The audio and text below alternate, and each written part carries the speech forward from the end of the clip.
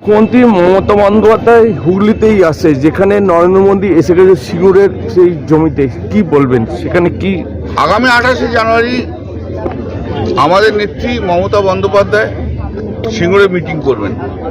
সেই জমিতে দাঁড়িয়ে, যে জমি এই পশ্চিমবাংলায় পরিবর্তনের প্রথম ডাক দিয়েছে, এবং কৃষকদের যে অধিকার লড়াইটা কিন্তু সবসময়তেই বিকৃতভাবে বলা হয়েছে।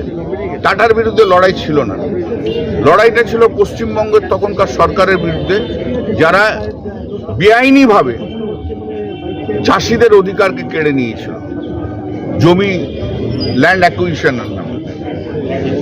এবং বাংলার মানুষ সেই লড়াইয়ে মমতা বন্দ্যোপাধ্যায়ের সঙ্গে ছিল। আর সিঙ্গুরের লড়াই না হলে নন্দীগ্রামের লড়াই হতো না। অর্থাৎ নন্দীগ্রামের লড়াই মমতা বন্দ্যোপাধ্যায়কে দেখে মানুষ সেদিনকে সাহস পেয়েছিল, এবং নন্দীগ্রামের লড়াইয়ের নেতৃত্ব দিয়েছিলেন আমাদের মমতা বন্দ্যোপাধ্যায়। অর্থাৎ এই দুই লড়াই কৃষকদের জন্য যে লড়াই, সে লড়াই সবচেয়ে বড় লড়াই ছিল। এবং বাংলা ক্ষমতার যে পরিবর্তন, সেই পরিবর্তনটা মানুষ মমতা বন্দ্যোপাধ্যায়ের উপর আস্থা রেখেছিল। সেই ঐতিহাসিক মাটিতে দাঁড়িয়ে মমতা বন্দ্যোপাধ্যায় আগামীকাল 28 তারিখে মিটিং করবে। এই দিনকে কি নতুন বার্তা কিছু পাওয়া যায়? এটা তো দিদি বলবেন, আমি কি করে বলবো। যেখানে হিন্দুত্ব দেখা যাচ্ছে ভারতবর্ষে না, শঙ্করাচার্যের ওপর আক্রমণ হচ্ছে, সেখানে মুসলিম হিন্দু কেউ নেই না। এখন যেটা আমরা বেশি করে দেখতে পাচ্ছি, পশ্চিমবাংলায় সবচেয়ে বেশি আক্রান্ত হয়েছে বিজেপির হাতে হিন্দুরা। সবচেয়ে বেশি নাম কাটা গেছে, সবচেয়ে বেশি ভোটার লিস্টের নাম নিয়ে লজিক্যাল ডিসক্রিপেন্সি বলুন, ডেট বলুন, সবচেয়ে বেশি নাম কেটেছে হিন্দুরা। এরা হচ্ছে হিন্দুদের শত্রুই হয়ে গেছে এখন ভারতীয় জনতা পার্টি পশ্চিমবাংলায়। পশ্চিমবাংলায় বিজেপি নেতারা কাকে হিন্দু মনে করে? পশ্চিমবাংলার বিজেপি নেতারা হিন্দু মনে করে শুধু উত্তরপ্রদেশের লোকেদের, গুজরাটের লোকেদের, বিহারের লোকেদের।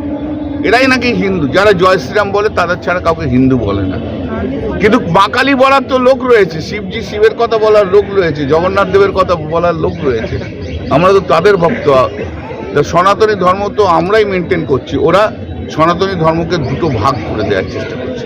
বাঙালিদের ওপর ওদের কোনো ভালোবাসা নেই, প্রেম নেই, শুধু ক্ষমতাটাকে দখল করার একটা ঐকান্তিক প্রচেষ্টা আছে, আর কিচ্ছু নেই। যেখানে দেখা যাচ্ছে ভোট আসছে দেরি, এখনই বিজেপি তৃণমূল মারপিট হচ্ছে, এর পেছনে না মারপিট তো বিজেপি করছে, তাই হচ্ছে, ছেড়ে দেবে না। এই যে কালকে একটা ঘটনা দেখা গেল, এতো সাংবাদিকদের লজ্জা ভাই। সংবাদকে আর সংবাদপত্রের লোকেদের তো আর কেউ বিশ্বাস করবে না। কালকে কোনো একটা মিডিয়া, গদি মিডিয়ার সাংবাদিক হিন্দুকে মুসলিম সাজিয়ে তার বক্তব্য রাখতে গিয়েছিল, আমাদের ছেলেরা তাকে ধরেছে। এটা ইম্পারসোনেশন, এটা তো ইম্পারসোনেশন। এ তো সংবাদ মাধ্যমের লজ্জা, আমাদের নয়, যারা ইম্পারসোনেট করছে। এবং আমি পুলিশকে বলবো সেই ইম্পারসোনেশনের জন্য তাদের বিরুদ্ধে পদক্ষেপ নেওয়া হোক। এবং আমি শিওর কোনো সাংবাদিক, তার সুস্থ মস্তিষ্কের কোনো সাংবাদিক তার পাশে দাঁড়াবে না। কারণ সাংবাদিকরা জানে তাদের কাজটা কি, সত্যকে সত্য বলা, মিথ্যেকে যেটা সেটাকে মিথ্যে বলা, যেটা ভালো সেটা ঠিক বলা, সাদাকে কালো বলা না, কালোকে সাদা বলা সাংবাদিকদের কাজ নয়। কোনো সাংবাদিককে আজ পর্যন্ত শুনিনি সে ইম্পারসোনেট করছে। এসব সাবস্ট্যান্ডার্ডের সাংবাদিকদের অ্যারেস্ট করা উচিত।